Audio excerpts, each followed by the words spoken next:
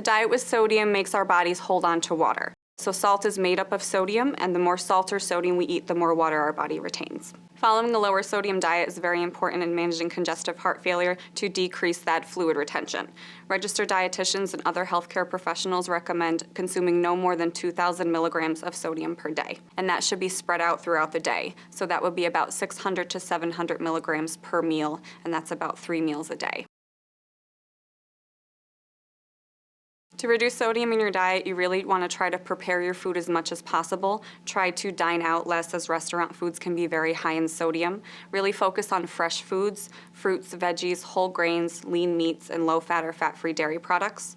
There are also a lot of ways to season your food without salt. Any kind of spices that don't say salt, garlic powder, onion powder, pepper, oregano, basil, those type of spices are great.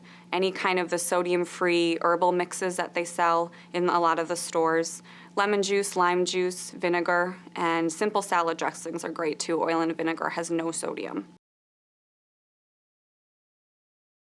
If you have heart failure, you really want to avoid using the salt shaker. Kosher salt, sea salt, and pink salt are not any lower in sodium than regular table salt. Foods you would like to avoid that are really high in sodium are foods like bagels, prepackaged food, cheese, cured meats like bacon, ham, sausage, deli meats, and condiments like barbecue sauce, ketchup, and salad dressings. It does take a while to get used to a lower sodium diet. I meet a lot of patients who say that they won't be able to do it, but you can get used to it. It takes our taste buds about 1 month to get used to a lower sodium diet.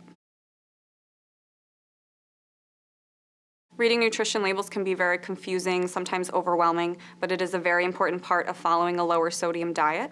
So you always want to first look at the serving size. This will tell you how much of each nutrient you'll be getting. If you have more than 1 serving, say for instance you have 2 servings of the food, you would have to double each nutrient on the label. I encourage patients to look at the milligrams of sodium rather than the percentages. So if it has 300 milligrams or less per serving, that's a good choice. 140 milligrams or less of sodium per serving is a great choice.